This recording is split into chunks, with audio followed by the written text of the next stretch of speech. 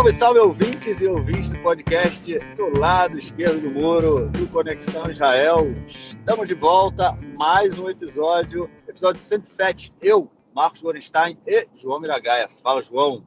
Fala, Marquinhos, tudo bem? Tudo tranquilo. A gente hoje uma pequena mudança no horário da gravação, que hoje é sexta-feira, 10 horas da manhã aqui em Israel. João em casa, eu mobile, saindo de Jerusalém em direção a Modi'in. Mas vamos tocando, vamos gravando para vocês poderem receber o podcast, né, o mais rápido possível. E é o seguinte, essa semana também, uma semana cheia de notícias variadas, como foi o episódio da semana passada. Já estou prevendo que vamos ter mais um bom episódio. Vamos lá, nosso primeiro bloco, para a gente voltar a falar do que a gente não queria mais falar.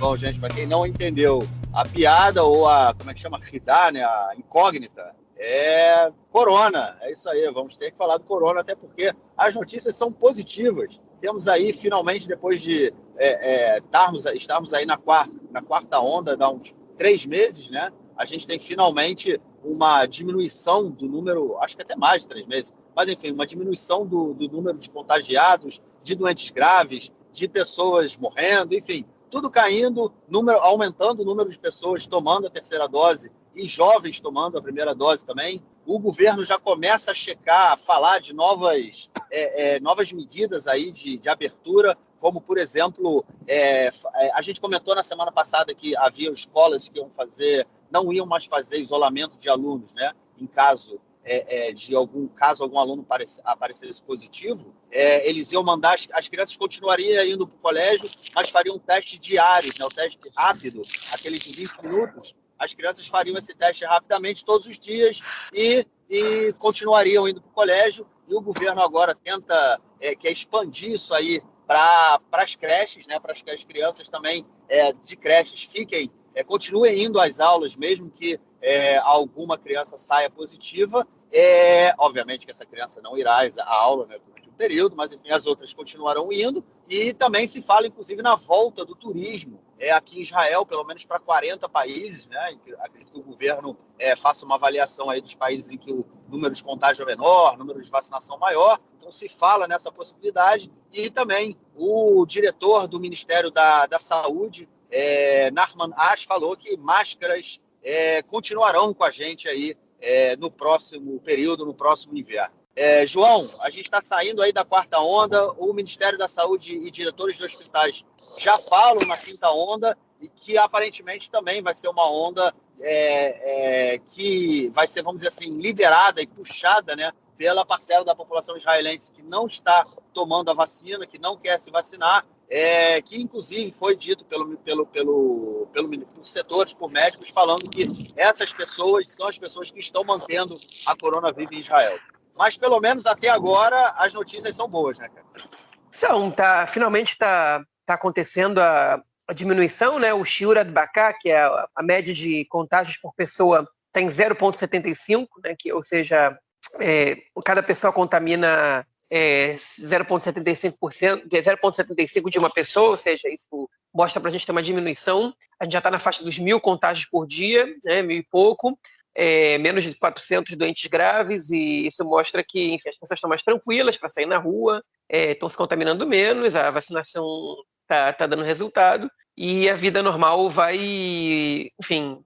se firmando, né, porque mesmo com alta contaminação, surtos altos que a gente teve, não houve muitas restrições impostas pelo governo, exceto aquelas que a própria corona já te restringe, e que o governo, felizmente, pelo menos isso não mudou, né? Por exemplo, quando alguém está contaminado, tem que ficar de quarentena, e aí, quando tem um surto muito alto, tem muita gente de quarentena, né? E isso faz com que a nossa vida seja menos normal, mas agora com a contaminação diminuindo, ela tende a ser mais normal, né? Enfim, como você disse, Marquinhos, a quarta onda está dando sinais de que está para terminar, né? A gente, enfim, o booster, né, que é essa vacinação, terceira dose, está dando resultado. As pessoas não estão se vacinando no ritmo que o governo queria, eles estavam esperando um ritmo de 80 mil vacinados por dia, quando, na verdade, está se vacinando entre 5 e 12 mil pessoas por dia. Acabei de olhar aqui nos últimos 15 dias. Na semana passada, no meio da semana, se vacinaram mais ou menos entre 10 e 15 mil. no fim de semana cai muito para 3 mil, 4 mil. Essa semana já diminuiu muito, ficou na faixa dos 3 a 8 mil vacinados por dia, ou seja, tem poucas pessoas ainda que não se vacinaram, que estão indo se vacinar. E toda a questão está em cima da sociedade árabe, né, israelense, que são os percentualmente menos vacinados. São dois grupos, né, que são muito pouco vacinados. Os árabes israelenses e os adolescentes. Os adolescentes, muitos pais não concordam em vacinar os seus filhos, com o argumento de que a vacina, ela realmente ela oferece um percentual de perigo maior para eles do que para os adultos, né? Maior para os jovens do que para os adultos, e o vírus ele oferece um perigo menor para essa faixa etária do que para pessoas mais velhas. Por outro lado, enfim, o percentual de perigo e de problemas que a vacina pode causar, né? Ele é muito menor ainda do que o vírus, ainda que os dois sejam baixos, né? O vírus ele é muito mais perigoso que a vacina. E o argumento de que a longo prazo a gente não sabe o que acontece com a vacina, a gente também não sabe a longo prazo o que acontece com o vírus. Então, não faz muito sentido, né? Mas, enfim, isso vem mais... As duas questões, elas têm relação com a desinformação. As duas populações que não estão se vacinando têm muita relação com a desinformação, mas também tem muita relação com, no caso dos árabes israelenses, com o grau de confiança que eles têm no Estado, né? O Estado diz que tem que se vacinar e a população árabe israelense, enfim, não compra, não vê o Estado como alguém que quer o seu bem. É uma questão muito complexa, a relação é muito complexa entre a população árabe israelense e o Estado, que, enfim, que é acusado também de não fazer propaganda o suficiente, né? E uma das críticas que eu escutei essa semana ao Bennett é que ele está lavando as mãos em relação a políticas públicas do Estado em função da vacinação da população árabe, porque em vez dele, enfim, trabalhar por isso, né, e entrar com toda a força nisso, ele diz o seguinte, eles não querem, problema deles, a gente não vai parar a vida em Tel Aviv por causa dos árabes de Umm-al-Fahm que não se vacinam, okay? E joga a responsabilidade em cima do cidadão civil, né, do cidadão, enfim, do indivíduo, né? E, enfim, quando, na verdade, um problema de saúde pública, você nunca pode culpar o indivíduo. Se o indivíduo não quer se vacinar, o Estado tem o que fazer com isso. Ele tem normas para você incentivar a vacinação, para você convencer as pessoas, né? E até para você coagir, se você acredita que essa é uma necessidade para a saúde pública, né? E o Estado, ele, enfim, não faz o suficiente. Eu não entendo árabe, eu escutei críticas de cidadãos árabes israelenses sobre a propaganda nesses setores, que chegou muito tarde, que não é suficiente, que não conta com a participação de pessoas importantes do Ministério da Saúde, do governo, e blá, blá, blá. Mas isso eu não posso avaliar, só posso só escutar essas opiniões e cruzar com as opiniões que o governo dá. Mas o que eu sei, o que a gente pode dizer, é que se você frequenta qualquer cidade árabe, você está vendo as pessoas circulando sem máscara, você está vendo, enfim, um desrespeito, uma ignorância total ao regulamento da corona, e você não vê medidas adotadas pelo governo, você não vê controle, fiscalização, não vê polícia para coibir esse tipo de ação, né, que as pessoas entrem em lugar fechado sem máscara, né, para que não façam aglomerações, enfim, que lugar com mais de 100 pessoas também, que as pessoas estejam sem máscara e tudo mais, que são regras do Tav Yarok, né, da regulamentação, enfim, pró-corona em Israel, né, contra a corona. Então a gente sabe que o governo não está fazendo a sua parte nisso aí, e isso dá uma sensação para a população árabe de que não dá nada, você pode ignorar isso tudo porque o governo não faz nada, não vai acontecer nada comigo. Isso é o mínimo, né? Então, quando eu falo em coação, né, em coerção, eu não estou falando só em obrigatoriedade da vacina, ou em punir quem não se vacina, proibindo de entrar em determinados locais, mas também em fiscalizar não só quem não se vacina, mas quem toma outras medidas, enfim, se as outras medidas para não proliferação da doença, elas estão sendo respeitadas ou não. E nas cidades árabes a gente sabe que não estão, nas cidades judaicas também não estão, mas nas cidades judaicas existe um percentual muito maior de vacinados com a terceira dose do que nas cidades árabes. Então, mesmo que você não faça esse controle, enfim, isso não interfere tanto quanto na cidade árabe, ainda que a semana o Nadav Eyal, um repórter muito, muito bom, ontem ele disse no programa de rádio que mais ou menos 0,2%, 0,2% do Shir Adbacá, que é o percentual de quantas pessoas se contaminam por meio de uma pessoa, né, que eu comentei no início da minha fala, mais ou menos 0,2%, por exemplo, a gente tem 0,75%. Uma média feita pelo Ministério da Saúde mostra que as medidas restritivas, uso de máscaras, etc., diminuem mais ou menos 0,2% nisso, ou seja, podia estar em 0,95, podia ter muito mais gente contaminada, podia ter muito mais gente morrendo, né? E, enfim, então isso é eficiente, não é só a vacina que resolve o corona, né? Que resolve a questão. Tem outras medidas que ajudam a gente a resolver o problema. Mas, enfim, mesmo assim, estamos saindo dessa situação. Se a quinta onda vai vir ou não, eu não tenho bola de cristal, mas eu imagino que depende de dois fatores: surgimento de novas variantes e a perda dos anticorpos da vacina, que a gente não sabe se a terceira dose vai conseguir manter os anticorpos funcionando no mesmo grau por muito tempo, ou se vai ser necessária uma quarta dose, né? Tem vacinas que você precisa tomar todo ano, como a vacina da gripe, tem vacinas que com uma dose você resolve, outras com 2 doses você resolve, outras com 3 doses você resolve, né? Enfim, vamos ver como é que vai ser essa da Corona, como vai ser com a Pfizer.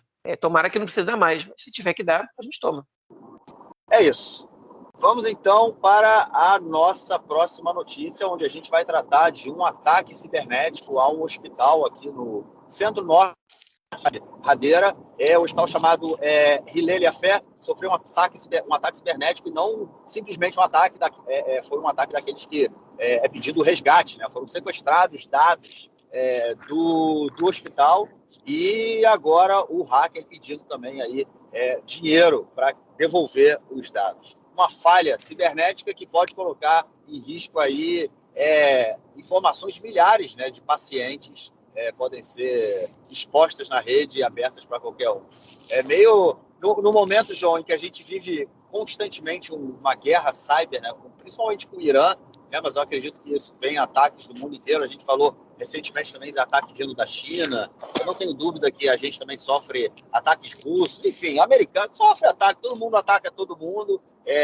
Os hospitais também têm que estar bem protegidos, né, cara?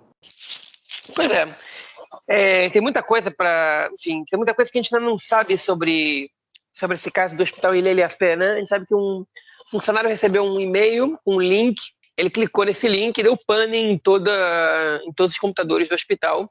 Os doentes em estado grave tiveram que ser removidos para outros hospitais. Situação terrível, né?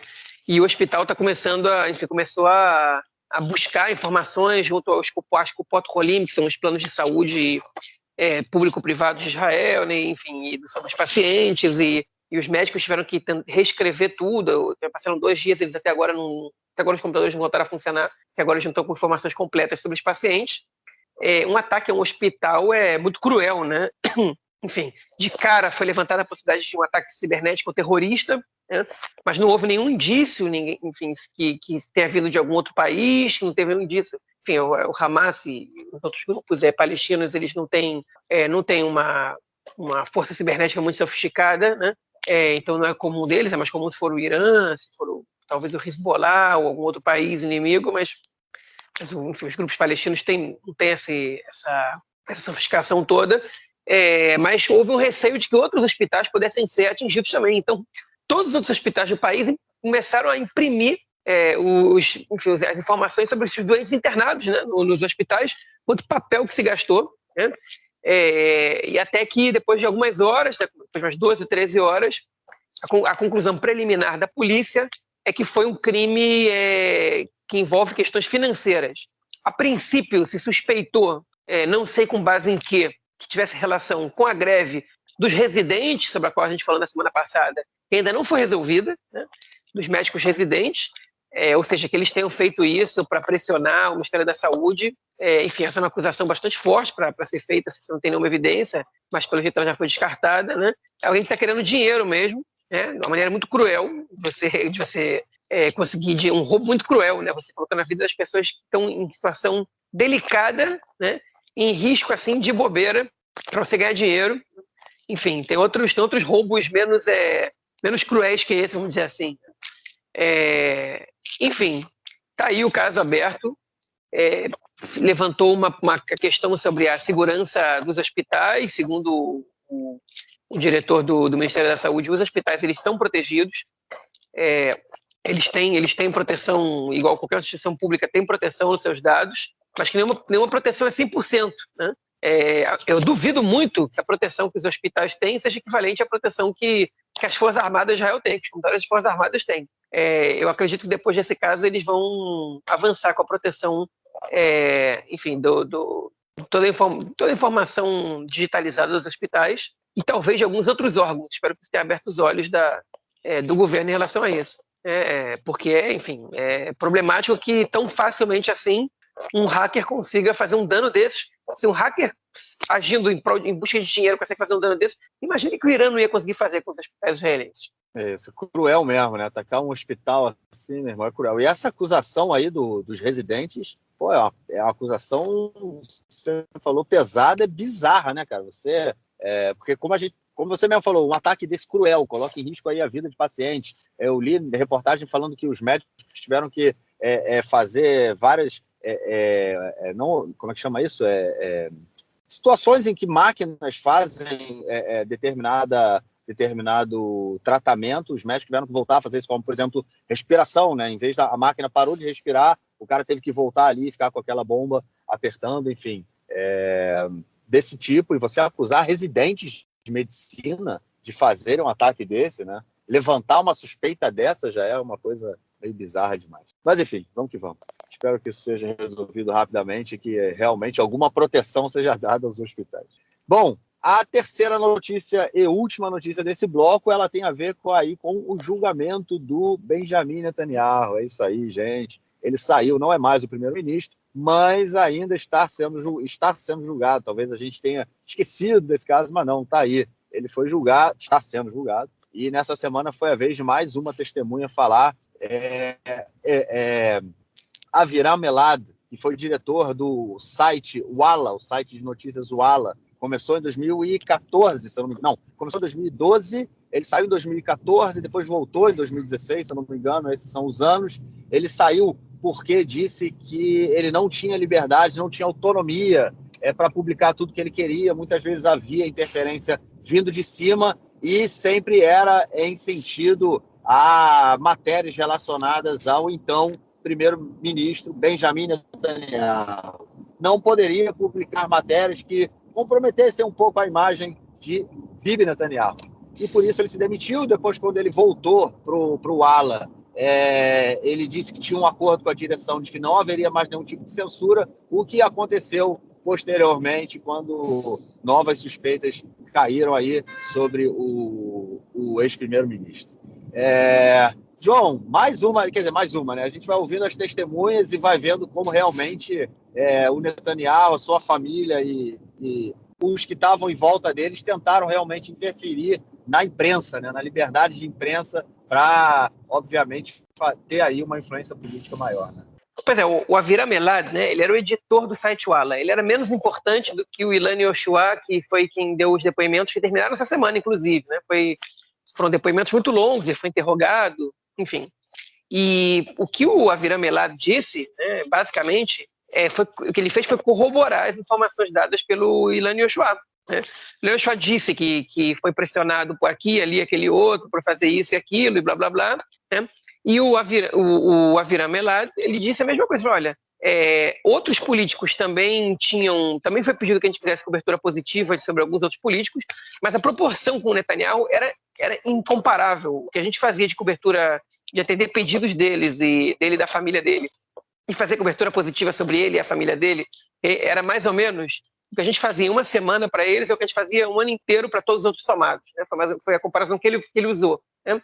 Ele também disse que o próprio Ilan Yoshua pediu para ele para fazer reportagens positivas sobre o Netanyahu e a sua família, e para fazer uma reportagem negativa sobre o Bennett nas vésperas das eleições de 2015. Né? Ou seja, não só era uma cobertura positiva sobre o Netanyahu, como também existia uma cobertura negativa sobre os adversários de Netanyahu, as pessoas de que o Netanyahu queria tirar votos. Né? Enfim, porque o Bennett não é de esquerda, porque o Netanyahu pode ganhar mais votos do Bennett do que da esquerda. Enfim, e é mais fácil para o Walla também, dessa maneira, ser visto como um veículo de direita. Né? Além disso, ele relatou que foi entregue uma vez ao jornalista Inon Magal. Na verdade, quando o Inon Magal ele preparou o roteiro das perguntas que ele tinha que fazer para uma entrevista ao Netanyahu, eles pediram para uma pergunta sobre o Gideon Sa'ar ser retirada da entrevista, e ele não pôde perguntar, ou seja, censura interna do jornal. Né? O jornalista queria fazer ele inclusive era o produtor do programa, Ele queria fazer ou não, o diretor do programa, melhor dizendo, queria fazer uma entrevista com o Netanyahu. Ele ia fazer, já estava marcada, e ele foi censurado pela direção da rádio. Ou seja, são questões comerciais. O diretor do programa é quem, teoricamente, tem a carta branca para poder decidir a linha editorial, né, do programa, poder ser as perguntas que ele vai fazer na entrevista, etc. E veio uma ordem de cima da direção do jornal, que não é a área exatamente técnica, falando em jornalismo, né, dizendo não faz essa pergunta. Ou seja, é uma questão, é uma intervenção política, né, na rádio, claramente com objetivos financeiros, porque, enfim, pelo menos essa é a acusação. Ele disse muitas outras coisas, o depoimento dele ainda não acabou, mas ele tende a ser menos impressionante daqui para frente. A defesa do Netanyahu mantém o mesmo argumento, dizendo que o que aconteceu com o Netanyahu ali foi semelhante ao que aconteceu com vários outros políticos e que a cobertura do Walla não foi positiva em relação ao Netanyahu especialmente. Agora, todos os funcionários ali estão dizendo o contrário, né? Essa é a pasta 4.000, né? Enfim, que é a pasta que diz que o Netanyahu ele deu benefícios financeiros, né, enfim, do governo ao magnata das comunicações Arnon Milchin, em troca de uma visão positiva que ele teria recebido no site Walla, que naquele momento era o maior site de notícias de Israel. Enfim, está começando só agora. Eu estou muito ansioso já, e eu sei que vai demorar um pouco, para o dia que o Netanyahu for depor. No dia que o Netanyahu for depor, eu quero ver. E eu acho que isso vai ser televisionado, vai todo mundo querer ver, porque aí a gente vai... Aí realmente vai ser um momento histórico. Primeiro-ministro, ex-primeiro-ministro agora, né? Indo depor por supostos crimes que ele teria cometido no exercício do mandato, né? Enfim, um momento histórico, e ele em geral sai bem, ele é muito showman. Eu quero ver como é que ele vai fazer frente a advogados, porque ele é showman, mas ele não está muito acostumado a ser interrogado, né? Tem muito tempo que ele nem entrevista dá. Mas os advogados dele vão saber prepará-lo muito bem. Enfim, o Netanyahu ele é diferente do Trump, né? Ele é menos ansioso, ele é um cara mais estratégico. Então, por isso eu estou ansioso. Eu estou ansioso. Eu quero ver esse depoimento dele, eu quero que esse julgamento chegue logo nessa etapa. Eu acho que está todo mundo ansioso, João. Todo mundo quer ver o Netanyahu depondo, né? Vamos ver se realmente vai ser permitido que ele... televisão, né? Que a gente tem acesso aí total ao depoimento dele. Bom, é isso. Vamos então para o nosso próximo bloco para a gente falar de outras notícias relacionadas à política interna israelense. E começando agora o segundo bloco, vamos a uma notícia ligada aí diretamente ao Likud. Isso aí, o partido, né, do primeiro-ministro, ex-primeiro-ministro, aí, o ato falho, ex-primeiro-ministro Benjamin Netanyahu, o Likud, começa aí a se movimentar para ver se vão substituir a liderança do partido, que quem é ainda o Benjamin Netanyahu, o Yuli Edelstein, que foi presidente do parlamento e depois ministro da saúde. Ele foi o primeiro aí a colocar a sua candidatura em jogo, apresentou a candidatura, falou que vai construir aí a candidatura para disputar a liderança do Likud. A gente já tinha movimentação de outros deputados, né, dentro do partido, como o Nir Barkat, que foi prefeito de Jerusalém. Ele, inclusive, fez uma atividade grande, né, não era lançamento de campanha, mas, enfim, ele é um milionário do ramo do high-tech. Ele fez uma atividade grande chamando pessoas e políticos e pessoas, enfim, formadores de opinião e pessoas que têm influência na sociedade. Ele não falou que foi um lançamento de candidatura, mas assim foi visto por muita gente. E a gente também tem o ex-ministro da Economia, o Israel Katz, que também se coloca aí muitas vezes como um possível sucessor do Netanyahu. O Katz não lançou pré-candidatura. O Avi Dichter, sim. Não lançou. Que é chefe lançou, é verdade.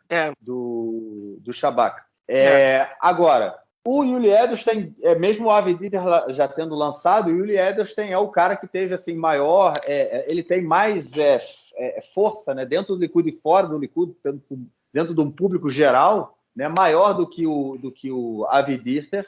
E ele está se construindo aí como a primeira liderança para enfrentar o Netanyahu, que também a gente nem sabe, né? Há rumores pessoas que falam que ele vai abandonar a carreira política, que para ele já deu. Ele sabe que, caso ele seja eleito, o líder e o Likud volte a receber a possibilidade de montar o governo. Ele acha que não consegue mais montar governo em Israel, e ele avalia, sim, a possibilidade de deixar a vida pública. Mas o Edelstein se coloca aí como o primeiro candidato realmente a enfrentar o Bibi, né, cara? É porque o Edelstein e o Dieter foram os primeiros que lançaram candidatura, embora a gente não saiba se eles vão manter isso até o final, né? As internas mostram que nenhum deles tem chance de vencer o Netanyahu numa eleição interna, hoje. Tá?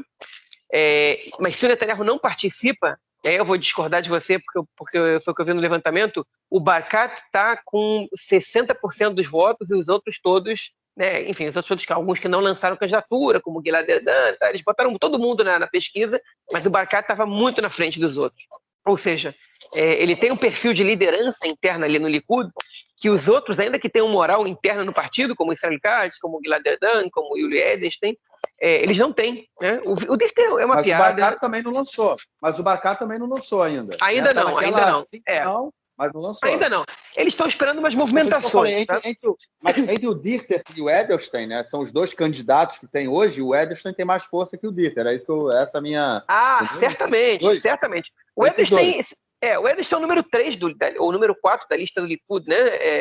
Ele está numa. Enfim, o Likud, quando elegeu a lista para as eleições de 2019, enfim, o número 2 era o Yariv Levin, o número 3 era o Israel Katz, o número 4 era o Yuli Edelstein, o número 5 era o Gideon Sa'ar.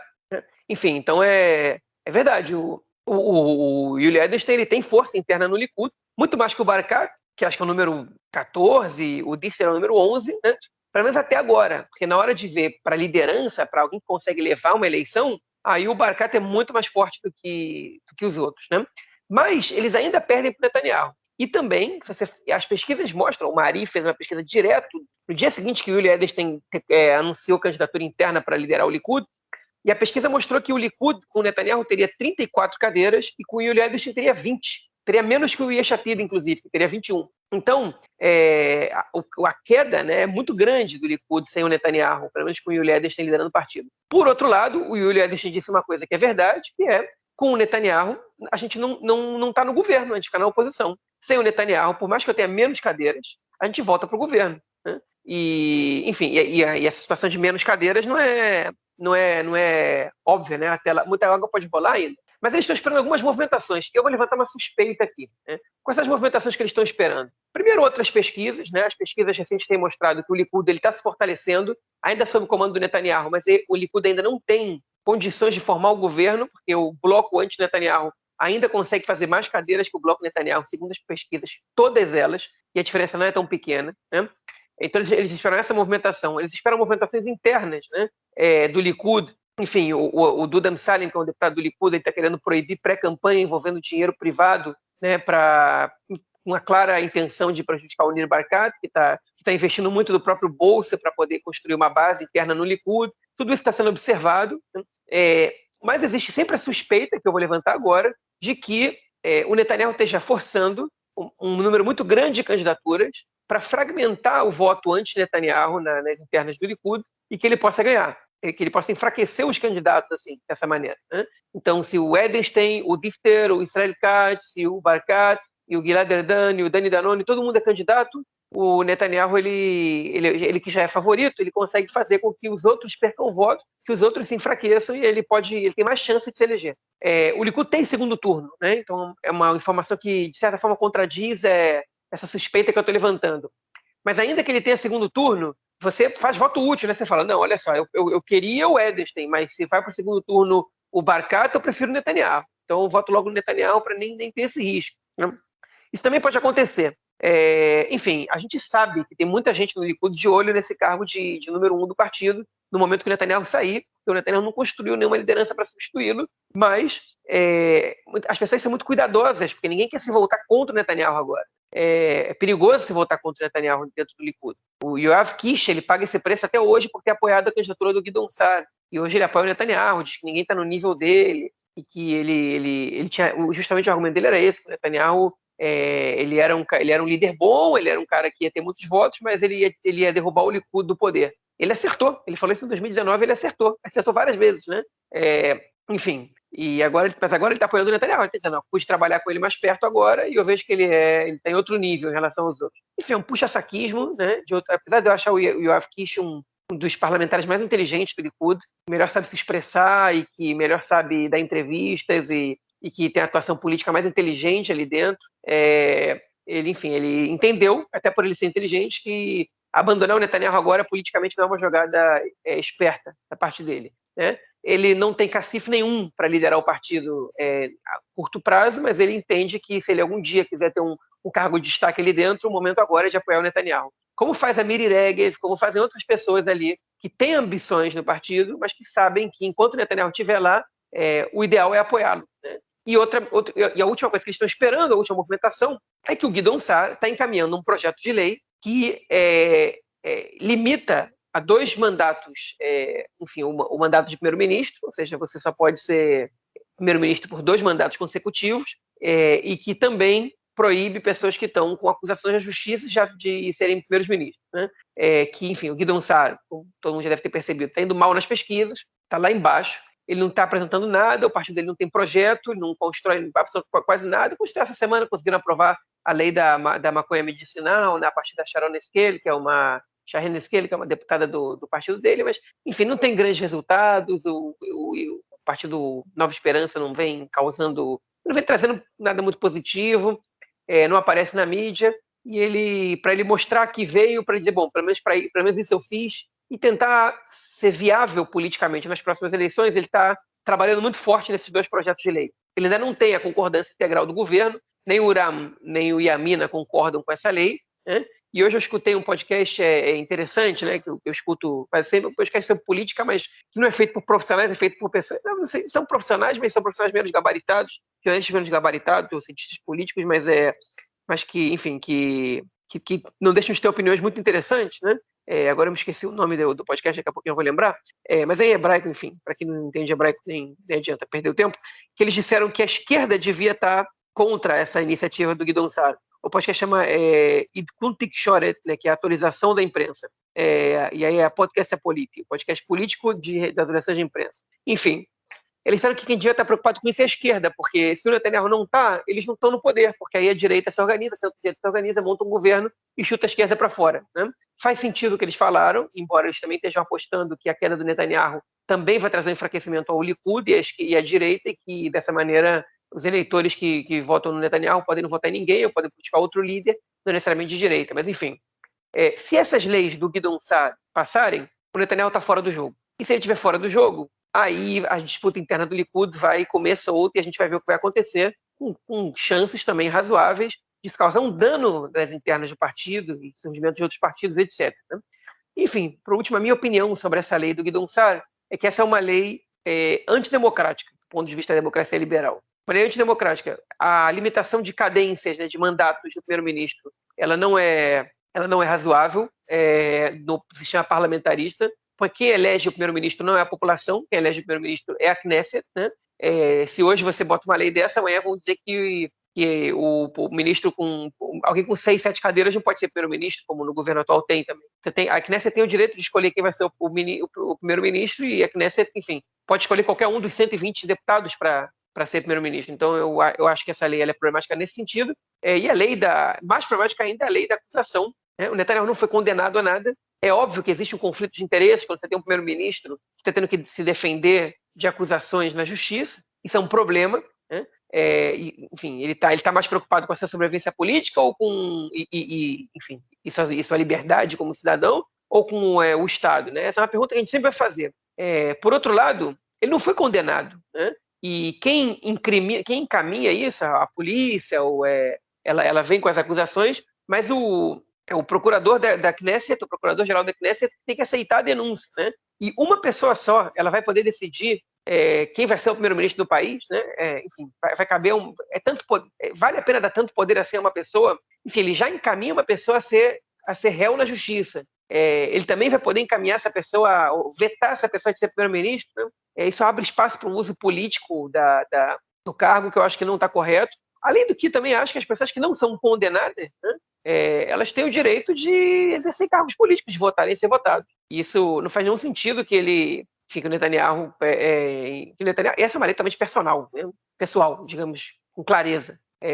Se o Netanyahu não estivesse no poder, ninguém como nunca fizeram até hoje, ninguém nunca planejar uma lei dessa. E agora, eu acho essa lei errada, uma lei equivocada, é uma lei que vai também causar um grande sentimento de injustiça no eleitorado da direita, que dificilmente vai aceitar isso. Então, ela pode ter consequências negativas também, né? Enfim, tudo isso que eu digo é sobre o projeto. A saída do Netanyahu não, enfim, eu acho que o Netanyahu tinha que ter renunciado quando ele virou réu na justiça, porque é honesto com o país você se defender, provar a tua inocência e depois você volta, né? Como fizeram o Rabin, o Olmert e outros que foram inclusive em estágios anteriores a isso, né? Quando a polícia fez a acusação, os dois já estavam. O Homer já tinha renunciado, o Urabi antes disso. Quando descobriram a conta da esposa dele, ele renunciou, né? Para que ninguém pense que pode haver conflito de interesses ali. Está falando dos anos 70, do Urabi nos anos 70. Enfim, essa é a situação, né? Acho que falei demais. Só entrando na discussão sobre a questão da lei em si, eu discordo no que você falou de limitar a cadência a 2 mandatos. Eu acho importante. Eu acho que mesmo no parlamentarismo a gente tem que ter uma mudança, né, de quem vai liderar o país. Por exemplo, semana passada eu estava ouvindo na televisão uma reportagem sobre a mudança a Angela Merkel, né, que deixou de ser a chanceler alemã. Ela ficou no poder também durante, sei lá, mais de 10 anos, e 15 anos, 16 anos, se eu não me engano, e uma geração falando, novos, jovens eleitores falando, eu não conheço outro governo senão ela. Eu acho isso extremamente problemático. Como o Bibi ficou aí 12 anos seguidos, eu acho isso... Não, eu acho que é demais. Eu acho que a gente tem que, mesmo no parlamentarismo, a gente tem que ter uma mudança, e, na verdade, a gente muda no momento que o partido sabe que o seu candidato não poderá ser novamente primeiro-ministro no período próximo, né?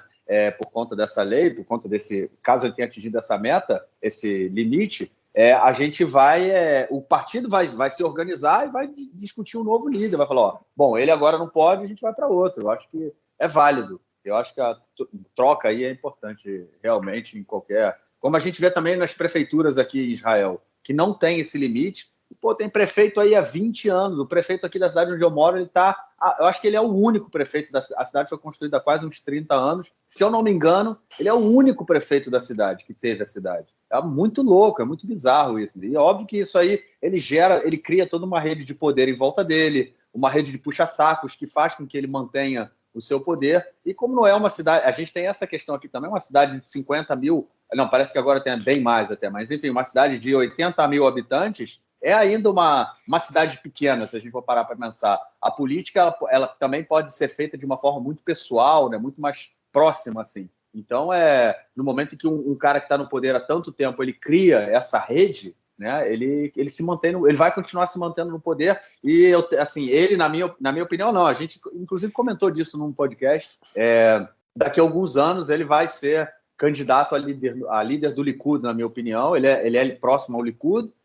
Se não houver alguma mudança aí, ele vai ser. Daqui a alguns anos a gente vai ouvir. Vocês vão nos ouvir falando que ele vai ser candidato à liderança do Likud em algum momento. Mas, enfim, eu acho que a troca de poder, de tempos em tempos, ela é bem importante. Bom, vamos então à próxima notícia desse bloco. Você, inclusive, falou dela rapidinho aí, foi a aprovação da chamada reforma da cannabis medicinal, né, que foi aprovada essa semana aí no parlamento, inclusive com o apoio do partido da Lista Islâmica, né, que faz parte da coalizão, que no caso, completamente contra a legalização de qualquer droga. Mas, nesse caso, por se tratar da droga medicinal, eles falaram que apoiariam da maconha medicinal, e é uma reforma que pretende aí transformar, né, toda a produção da maconha, desde do cultivo, a legalização da empresa, né, que é responsável pelo cultivo, ao armazenamento, à venda para as farmácias, a facilitação do acesso ao doente, né, à pessoa que necessita do tratamento, tanto a maconha, quanto também ao acesso à receita, né, do médico, porque hoje só tem pouquíssimos médicos assim, em Israel que são liberados para prescrever o uso de maconha medicinal. Então, agora, essa reforma aí da Sharon Ezequiel, e agora falhou o nome dela. Sharon, eu sempre... Sharon Esquel. Ela mesmo. Então, eu tenho um problema com esse nome, com o nome Ezequiel em hebraico, que eu também não consigo falar, mas enfim, fica aí. Eu não consigo falar isso. Eu vou sempre pro Ezequiel mesmo. Então, e eles me entendem, então tá bom. A língua enrola, cara, não dá. Mas, enfim, ela aprovou aí a lei, essa reforma da cannabis medicinal, promete trazer facilidades aí, né, para o usuário do tratamento, mas, na minha opinião, isso promete aí também, por outro lado, dar uma freada naquela vontade grande do governo, pelo menos isso foi colocado aí que era um dos pilares, né, do governo, a aprovação da maconha para uso recreacional também. Mas, enfim, pelo menos o uso medicinal a gente vai ter um avanço aí nesse sentido, né, cara? Você falou tudo já. Não tem nada para acrescentar nesse ponto, não. Bom, a próxima notícia desse bloco, ela tem a ver com um outro deputado, Elazar Stern. Ele era para ser indicado ele é como ministro, né? próximo... Ele é ministro, exatamente. ministro da inteligência. Ministro da inteligência, isso. Eu não entendi o que é ministro da inteligência, eu não sei o que ele faz, mas, enfim, ele é o ministro da inteligência. Inteligência estratégica, né? Inteligência estratégica. Você acha que tem um outro ministro que faz a mesma coisa que ele faz? Eu acho que tem, cara. Eu acho que vai ter, cara. Eu acho que o ministério... Eu acho que ele cuida de temas importantes, mas que não precisavam ser um ministério. Certamente não precisavam ser um ministério. Mas, enfim, ele foi acusado, não foi acusado, né? Enfim, vou contar a notícia aí. Ele estava para ser indicado como o próximo presidente da Sornut, né, da Agência Judaica. Ele era o candidato do governo à Agência Judaica. E nessa semana ele deu uma entrevista no rádio que pode ter causou aí, na verdade, a retirada da sua candidatura ou a impossibilidade da sua candidatura. O que foi essa entrevista? Para quem não lembra, na semana passada a gente comentou, né, que o novo chefe do Shabak, né, que é o Serviço Interno de Segurança, estava para ser indicado também, e uma carta anônima foi enviada, enfim, acusando, e depois eu fiquei sabendo que era acusação de assédio sexual. A gente, no último episódio, não sabia dizer o que era. A gente tinha informação da carta anônima, mas não tinham divulgado ainda o teor. E aí depois eu vi que era questão de assédio sexual. Isso gerou uma série de discussões sobre a validade de cartas anônimas, né? Com acusações. Enfim, essa discussão foi feita na sociedade, em rádio, programas de rádio, televisão e tudo mais. E o ministro Stern, quando ele foi a um programa de rádio, ele falou que na época que ele era oficial do Exército e recebia cartas anônimas com acusação de soldadas, né, cartas anônimas de soldadas com acusações de assédio sexual, ele ele colocava as cartas diretamente no... Como é que chama ele? Naquela máquina que destrói o papel, né? Corta o papel, picadora, pica, né? De papel. Isso, pica o papel todinho. E, obviamente, isso aí foi deixado...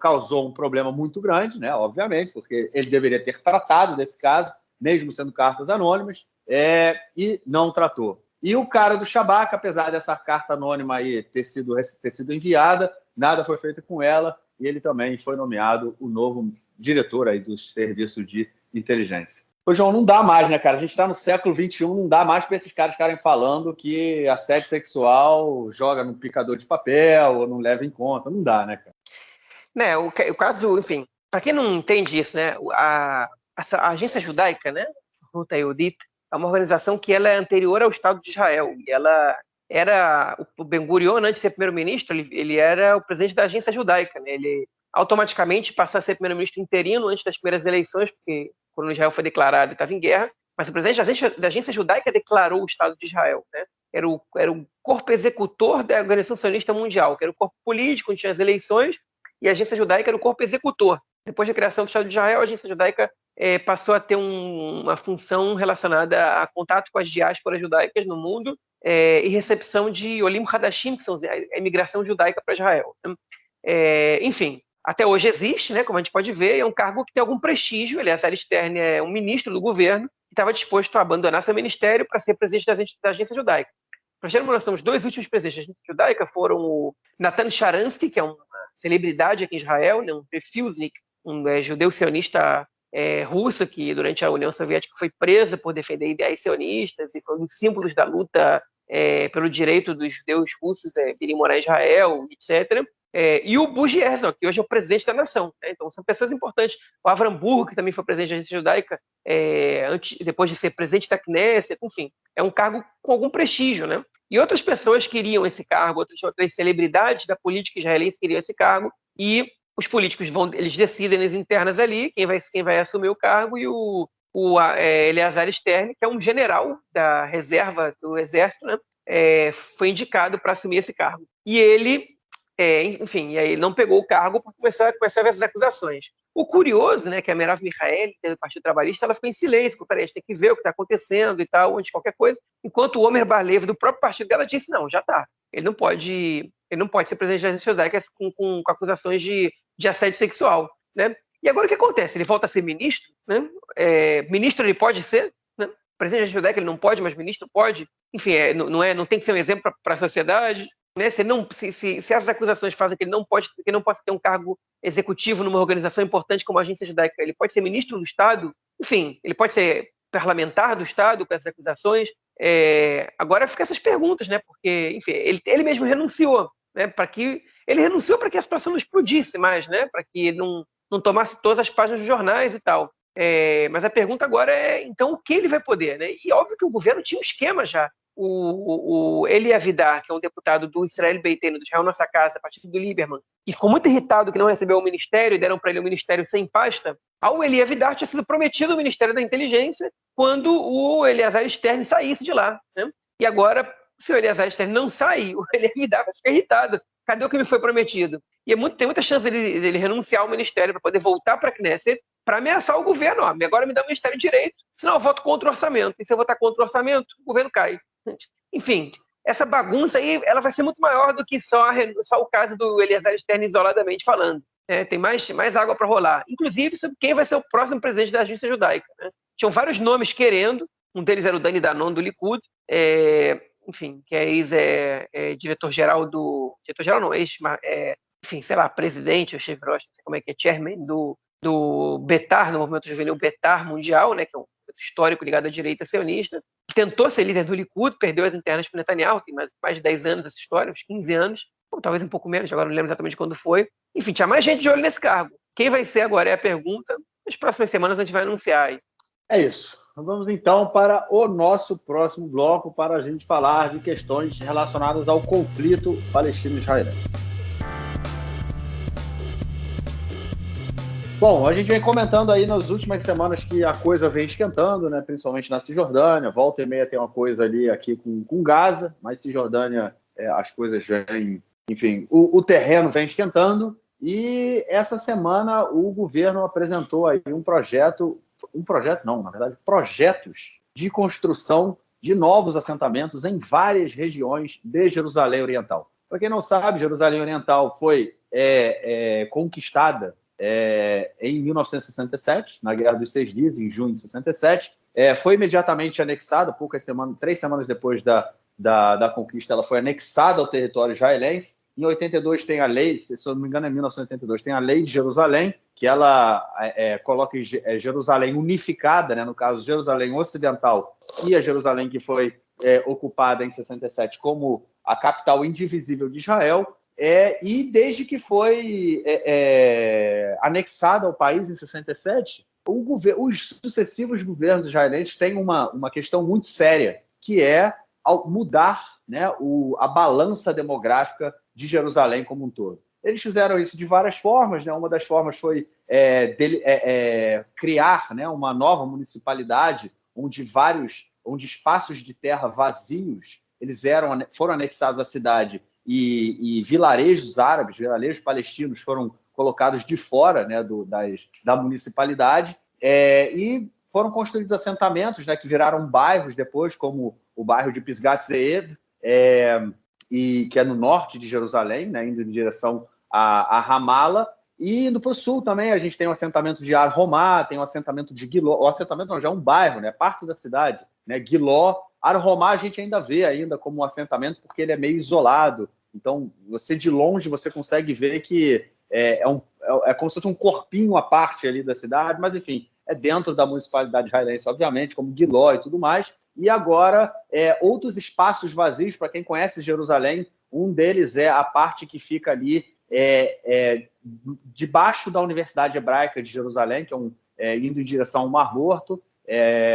Outra parte que fica mais em direção, perto ali da universidade também, e uma região ao sul, né, na região sul de Jerusalém, indo em direção à cidade de Belém. todas essas regiões ali foram aprovados planos de construção, até o momento, cerca de 5 mil novas unidades de moradia, né? Ou seja, 5 mil novas casas para judeus morarem em Jerusalém. Não são bairros, né, que estão sendo projetados para a população palestina da cidade. E, obviamente, isso aí enfrenta uma série de problemas de ordem internacional. Né? Por quê? Porque isso representa a construção nessas regiões, ela representa completamente a impossibilidade da construção de uma capital palestina em Jerusalém, que ela acaba também impossibilitando uma continuidade entre as cidades palestinas, entre bairros, entre cidades e vilarejos palestinos, para que seja formada uma união, né, territorial, vamos dizer assim.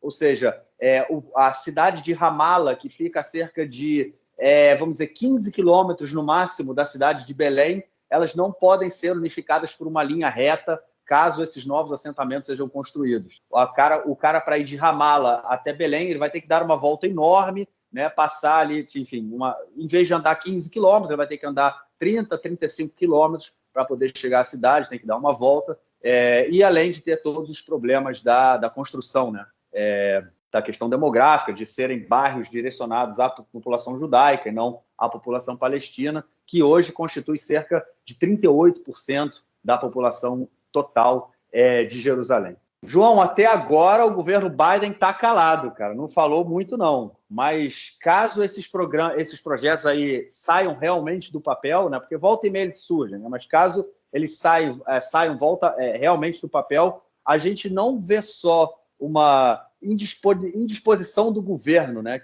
em não conversar com a autoridade palestina, como a gente vê também uma destruição total aí da chamada política de 2 estados para 2 povos, né, cara? Pois é, enfim, eu vou começar pelo final do que você comentou. Eu acho que qualquer enfim, comentário que vai no sentido de que se fizer isso não vai dar mais, ele descarta a possibilidade de remoção de colonos, né? E, enfim, se você tem possibilidade de remover, você sabe que tem possibilidade de remover colonos. Você dificulta muito, é verdade, porque Israel, primeiro, que Israel não quer remover colonos, e segundo, porque você quer arrumar uma solução econômica também para essa remoção. O dia que você botar essas pessoas para viver, você vai tirar eles das casas que você permitiu que eles comprassem, né? Mas eu não acho que não dá para ser tão fatalista e dizer, se fizer isso, acabou. Né? Você vai ter que desenhar outro mapa, porque isso é você dizendo o seguinte, cada modificação que Israel faz, a gente tem que aceitar ela. Né? E eu não acho que é assim. Acho que tem consequências, obviamente que tem, mas eu não sou fatalista a esse ponto. Dito isso, né, e de mim discordam uma série de analistas, e tá tudo bem. Dito isso, eu vou dizer o seguinte, essas construções, elas são muito perigosas, tá? Em especial a dia 1, que liga Jerusalém Oriental a Maleia do Min, que é a terceira maior cidade israelense da Cisjordânia, né? Cidade colônia, né? Que tem quase 40 mil pessoas, que está ali entre Jerusalém e o Mar Morto. Junto de Malé do Mim tem uma região metropolitana de Malé do Mim, ali, Fara do Mim e tal, blá, blá, e que faz um pequeno bloco de assentamentos, e que faz com que a gente possa completar uma linha entre Jerusalém e o Mar Morto, praticamente, que quebraria a Cisjordânia em 2, né? Totalmente. Não são assentamentos que estão colados na linha verde, são assentamentos que estão fazendo um desenho diferente no mapa da Cisjordânia.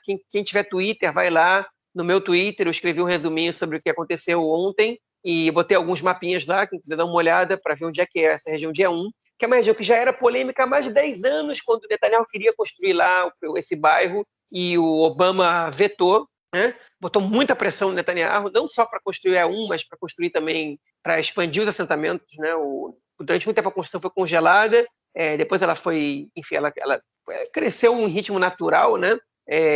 O que é praticamente impossível você impedir, porque, enfim, você faz o quê? Você bota as pessoas para morar lá, de repente elas têm filhos, precisa de uma creche, você não vai construir uma creche, entendeu? Você precisa de um hospital, de uma clínica, você não vai construir uma clínica. Existe um crescimento natural que você tem que abarcar e que não tem condição, você não pode evitar, né? Quando você começa a construir um povoado, uma cidade, etc. Enfim, então o congelamento foi em relação a novos assentamentos, basicamente. Enfim, mas voltando a esses 3 bairros. Então, é o mais problemático, né? Quem vai na Universidade Hebraica de Jerusalém tem uma vista inteira para essa região desértica, onde eles querem levantar um bairro do nada, e isso não é difícil de ser feito em Israel, tem muito know-how disso aqui. A região de Atarot é onde se levantaria um bairro mais populoso, né? Com 9.500 unidades, 9.000 unidades habitacionais. Pensa que ali é ser levantado um bairro para 35, 40 mil pessoas, que para as proporções israelenses é gigantesca, na região onde hoje tem um aeroporto, é uma região industrial, né? E o outro Só uma parte sobre Atarot. Atarot é onde fica o checkpoint de Calandia, que é o principal. É Calandia? Agora eu esqueci. Calandia. Que é o principal checkpoint que vai para Ramallah. Ou seja, ali Atarot já é ali na periferia de Ramallah, tipo a 2 quilômetros do centro de Ramallah. Então você imagina só um bairro israelense com 9.500 casas, que isso significa, vamos botar uma média de 5 pessoas por casa, 4 pessoas por casa. Aqui em Israel as famílias são grandes. São quase 40 mil, 35 mil pessoas vivendo a 2 quilômetros ali de Ramallah, né, cara?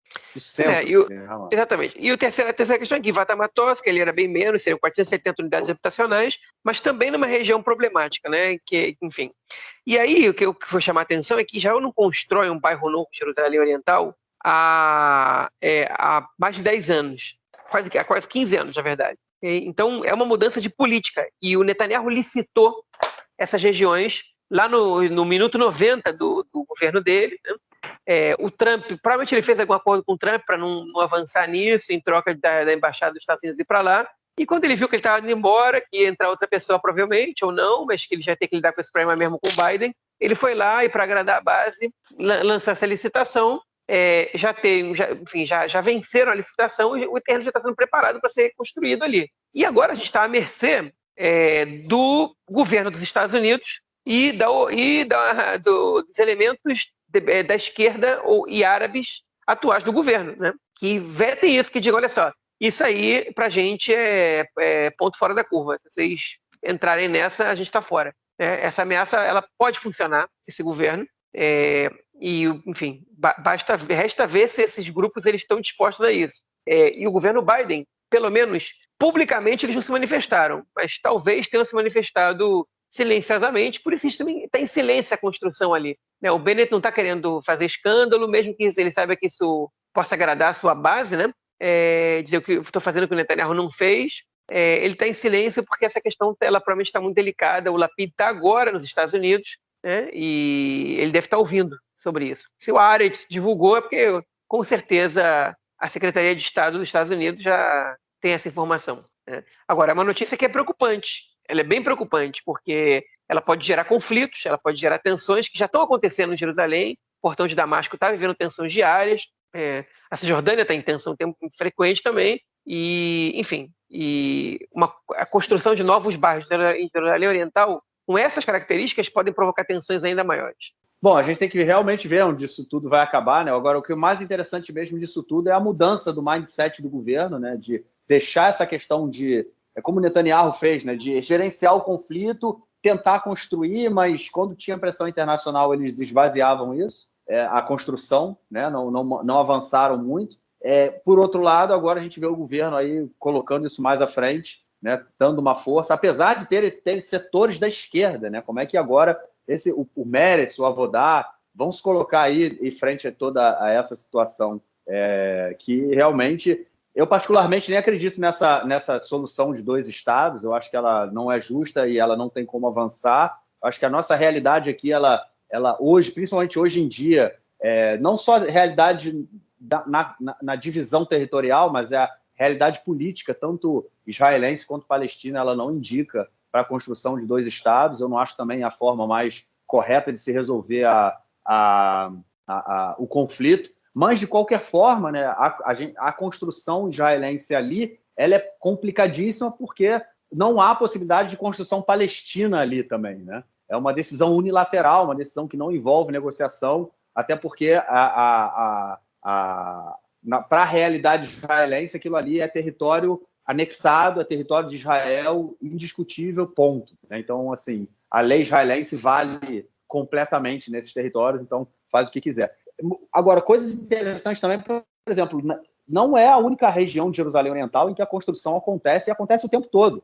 Se a gente for ali na região de Yeramot, no bairro de Yeramot, em Jerusalém, que já é Jerusalém Oriental, apesar de hoje ser... A gente nem sente essa diferença, mas já é Jerusalém Oriental, no caso, já é depois da linha verde, você tem construções ali o dia inteiro, o tempo inteiro, prédios e prédios e prédios sendo construídos.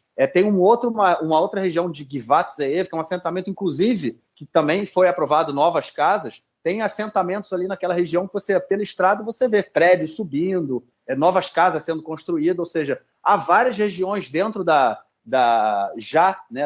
do território palestino, da área C da Cisjordânia, onde acontecem construções e, enfim, acontece ali, como fala aqui em hebraico, no chucho, tudo ali quietinho, ninguém fala nada e vão construindo, vão crescendo. Mas nesse caso que a gente vê agora, né, é realmente um projeto muito grande, né, que realmente vai causar, a gente ainda vai ouvir falar disso por alguns meses, e vamos ver também qual vai ser a resposta aí dos partidos da esquerda dentro do governo em relação a tudo isso. Bom, e a próxima notícia desse bloco, ela tem aí a ver com o ex e o atual chefes, né, do serviço secreto israelense, serviço secreto interno, o Shabak, que a gente falou deles agora, ainda há pouco, dando entrevistas falando sobre a relação de Israel com a autoridade palestina. Sei lá, João, é engraçado que, na verdade, a gente ouve cada vez mais lideranças do setor da inteligência israelense falando a mesma coisa, que a gente também comenta aqui, até porque a gente os ouve, a gente acha que é correto fazer isso. A gente precisa negociar com a autoridade palestina, né, cara? Precisa cooperar, né? Foi o termo que ele usou, né? Shituf Peulah é um termo que é mais apropriado para a gente se referir à cooperação, né? Que é, enfim, indicado pelo Netanyahu, né? Não dá nem para dizer que foi indicado por algum esquerdista que estava lá antes, blá blá blá. As pessoas são indicadas pelo Netanyahu e estão dizendo o contrário do que ele fez, né? Dizendo que é o seguinte, que o comentário que ele fez foi o seguinte, o Argeman. É importante a gente dizer um comentário que o Argeman fez depois que o Bar, que entrou no lugar dele nesse cargo, que finalmente a gente conheceu sobre o que né? O Ronen Bar, que era o Tauresh, né? A letra R, que ninguém podia saber quem era até que ele fosse nomeado, que respondeu às acusações feitas de maneira anônima de assédio sexual, e a comissão que avaliava considerou suficientes as respostas dele, né? Mas, enfim, o que disse o Argeman foi que a não cooperação de Israel com a autoridade palestina gerou um fortalecimento do Hamas, que se aproveitou da fraqueza da autoridade palestina, e que Israel tem que cooperar com a autoridade palestina na faixa de Gaza, na Cisjordânia e ao redor do mundo. Okay? E nessa semana, a newsletter do IB, do Instituto Brasil-Israel, mostrou uma informação muito interessante, okay? Que mostra, enfim, de uma pesquisa feita por um instituto, se não me engano, europeu, mas foi uma pesquisa feita na cidade palestina, até salvei aqui em inglês a reportagem para ler, PCPSR, né? Palestinian Center for Policy and Survey Research, né? uma ONG, na verdade, que ela mostrava? Que em março, né, 37% da população palestina achava que a luta armada era a melhor solução para resolver o problema com Israel. 37%. 36% achavam que deviam ser negociações. E 20% achavam que era resistência pacífica popular. E a gente teve o conflito em abril, okay? E agora, em setembro, 48% acham que a luta armada é a melhor solução, 28% acham que são as negociações e 18% acham que é a resistência pacífica popular. Né? Ou seja, qual é a conclusão que esse estudo dá para a gente? Que a guerra, né, ela atrai mais guerra. Se você fortalece os grupos que fazem guerra, a população ela vai tender a apoiar esses grupos porque ela busca um inimigo, né? Enfim, entender Israel como seu inimigo, não o Hamas. Não é o avião do Hamas que está bombardeando a faixa de Gaza, né?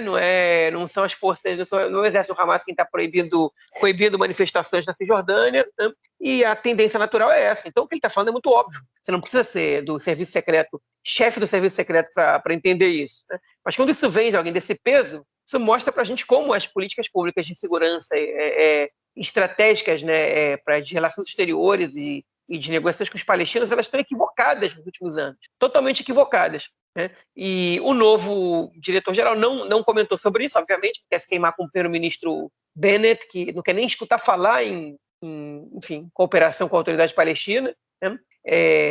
Mas ele fez um comentário sobre a população árabe, né? Que é que o Shabak, né, o serviço de inteligência de segurança interna, está pronto para cooperar na luta contra a criminalidade no setor árabe. Qual o porém disso aí? É que o governo está decidindo pela imposição de prisões administrativas na sociedade árabe israelense. O que é prisão administrativa? É prisão sem mandato, ou seja, e sem flagrante. Você pode prender alguém que você acha que pode causar um dano, e essa pessoa vai ser presa e vai esperar o julgamento na cadeia, ainda que não haja acusação, né? Ela vai esperar a acusação na cadeia, porque as forças de segurança consideram que a prisão dessa pessoa ela é uma situação, enfim, ela é urgente para você acalmar uma situação de guerra. Nos territórios palestinos, as prisões administrativas elas não chegam a ser legalizadas, porque não existe lei, mas são normas militares, porque lá que funciona a justiça militar, aceitáveis, porque Israel está no estado de guerra. Né? Mas dentro do Estado de Israel, na cidade israelense, civis israelenses, você instaurar prisões administrativas é um escárnio, é um absurdo, né? E tem gente gritando na sociedade árabe. E o governo parece que achar que essa é a única possibilidade de solução do problema da criminalidade na sociedade árabe, né? Ou seja, você sai prendendo árabe sem mandato, que aí você assusta eles e você evita o crime antes de acontecer. Claro, bota todos os árabes na cadeia e você não tem mais crime na sociedade árabe. Que solução excelente é essa, né? Mata todos os pobres e você não tem mais pobreza no mundo. Né? Enfim, é uma solução terrível, que os fins justificam os meios para você resolver um problema de ordem social, né?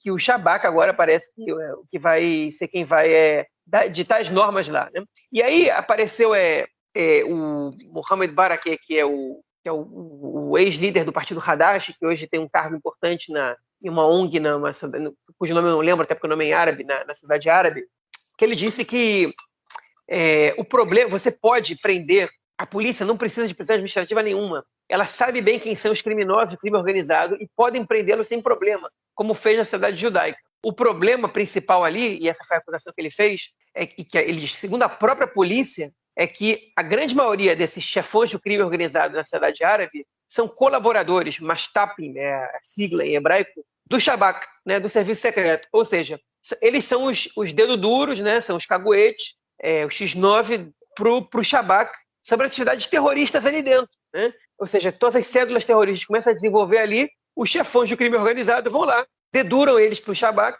e o Shabak consegue evitar terrorismo em Israel, e o preço que se paga é a imunidade desses chefes do crime organizado. Ou seja, para salvar vidas judaicas, você permite com que vidas árabes sejam perdidas, né?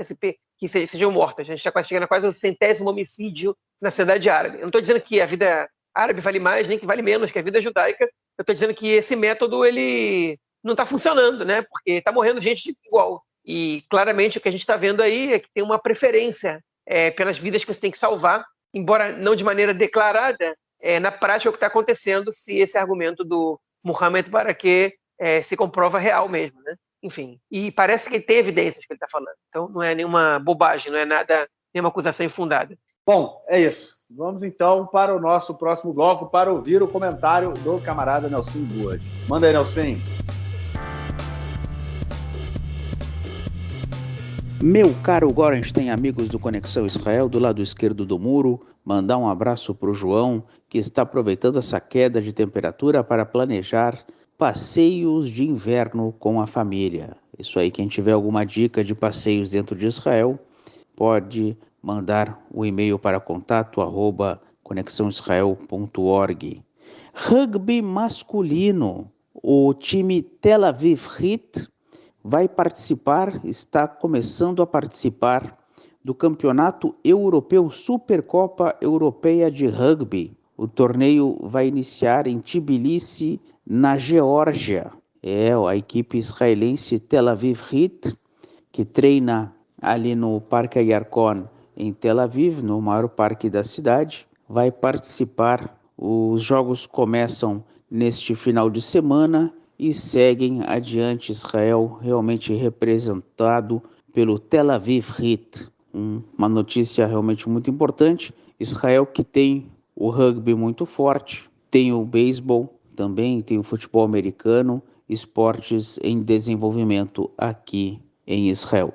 No futebol masculino, eliminatórias da Copa do Mundo, faltam 2 jogos para terminar o grupo de Israel. Israel está na 3ª colocação, faltam 2 jogos e tem 4 pontos a menos do segundo colocado, que é a Escócia. E aí é uma situação complicada. Israel, se a Escócia vencer o seu próximo jogo fora de casa contra a Moldávia, já resolveu a questão.